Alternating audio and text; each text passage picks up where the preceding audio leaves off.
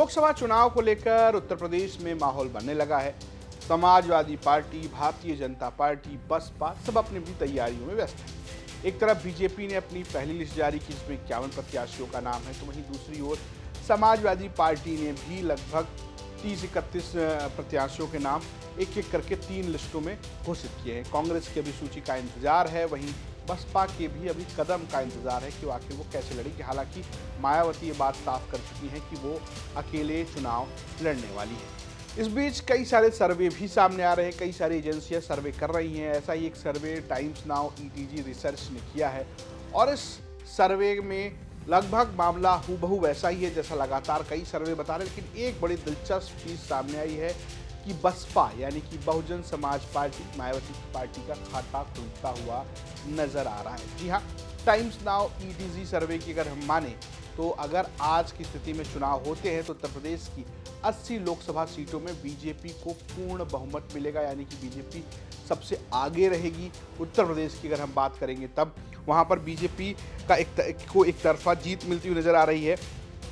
NDA जो कि BJP का गठबंधन है उसको 72 से 78 सीटें मिलती हुई नजर आ रही हैं। वहीं समाजवादी पार्टी जिस गठबंधन में है INDIA यानी कि इंडिया गठबंधन में, उसको 2 से 6 सीटों का प्रेडिक्शन दिया गया है। वहीं बसपा के खाते में 0 से 1 सीट जाती नजर आ रही है और अन्य का खाता नहीं खोल रहा है।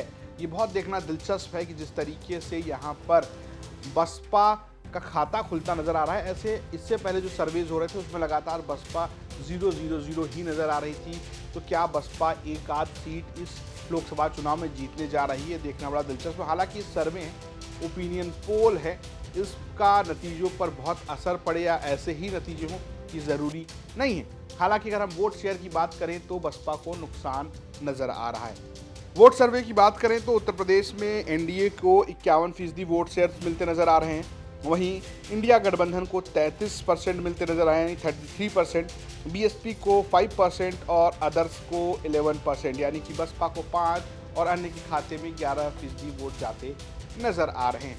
देखने वाली बात यह है कि 2019 के चुनाव में बसपा के पास जो है वो 10 सांसद थे। अगर हम 2022 के चुनाव को एक तरीके से उसको सबूत माने तो 11% वोट शेयर भी बसपा के पास थी, यानी कि एक तरफ बसपा अगर 1 सीट जीतती भी है तो उनके 9 सीटों की कमी हो रही है, और अगर वोट शेयर की बात करें तो भी 11 से घटकर 12 से घटकर माफ कीजिए वो 5 होता हुआ नजर आ रहा है। बसपा को साफ साफ नुकसान है। समाजवादी पार्टी के लिए अगर वो 6 सीटें जीतती है तो वो पिछले प्रदर्शन से आगे होगी, यानी कि 2019 में समाजवादी पार्टी ने 5 लोकसभा सीटें जीती थी।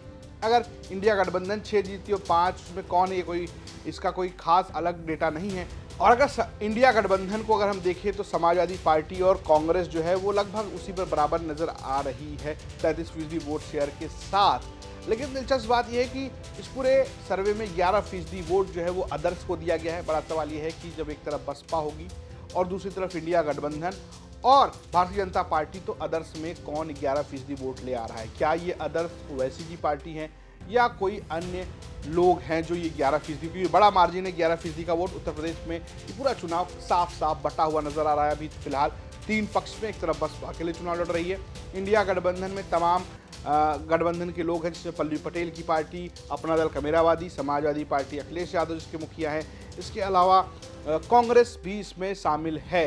वहीं चर्चा इस बात की भी है कि चंद्रशेखर आजाद को भी शामिल किया जा सकता है, हालांकि अभी ये चर्चा में है कि कोई पुष्टि हुई नहीं है। वहीं बीजेपी के साथ अपना दल सोनेलाल, अनुप्रिया पटेल की पार्टी, ओम प्रकाश राजभर की पार्टी सुभाषपा, संजय निषाद की पार्टी निषाद पार्टी और जयंत चौधरी की पार्टी RLD शामिल है। और अगर आज की स्थिति में चुनाव होते हैं तो जो सर्वे बता रहा है कि 72 से 78 सीटें भारतीय जनता पार्टी का ये गठबंधन जीत सकता है। देखने वाली बात ये होगी क्या ये सर्वे परिणामों में बदलते हैं या ओपिनियन पोल से इतर जनता कोई और परिणाम देती है। आपको क्या लगता है हमें कमेंट बॉक्स में जरूर बताइएगा। देखते रहिए अभी तक, नमस्कार।